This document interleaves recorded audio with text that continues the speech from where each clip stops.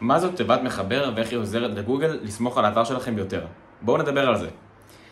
אז גוגל מנסה בכל אתר לזהות, כשהיא סורקת אותו, עד כמה האתר הזה בעצם הוא אתר אמין וסמכותי שיכולה להמליץ עליו למשתמשים שמחפשים עכשיו איזה משהו בגוגל.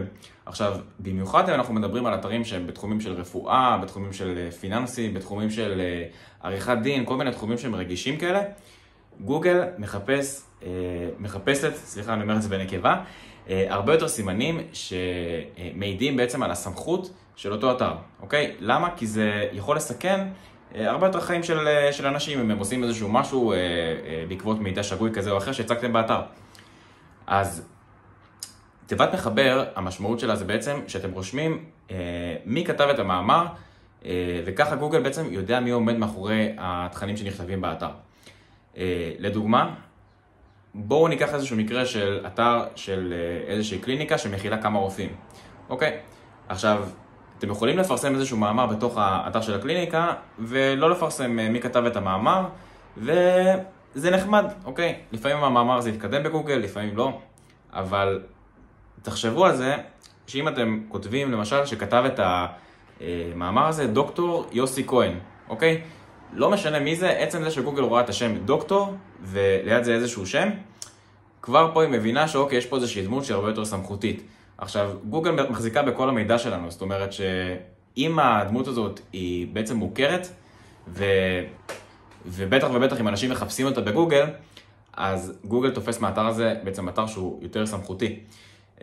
מה אתם יכולים לעשות אם הדמות הזאת היא לא מוכרת, אם אתם לא כאלה מוכרים בתחום שלכם ואתם עדיין כותבים עם תיבת מחבר?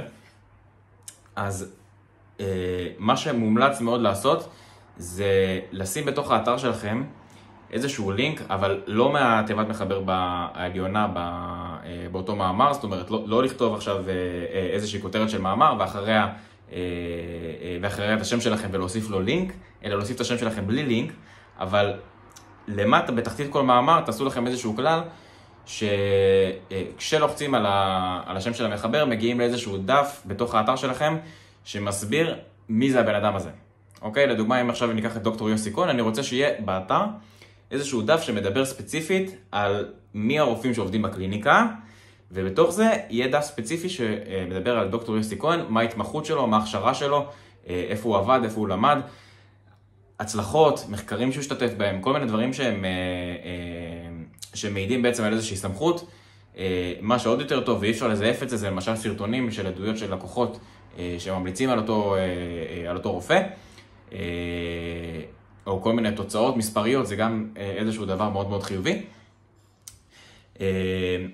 וככה אנחנו בעצם מעלים את האמון של המאמר שלנו, ובכלל שכל האתר שלנו ברמה הרבה יותר גבוהה. יש תחומים שאפילו אתם לא יכולים להתקדם בלי זה. אז זה למה הדבר הזה חשוב. תעשו את זה.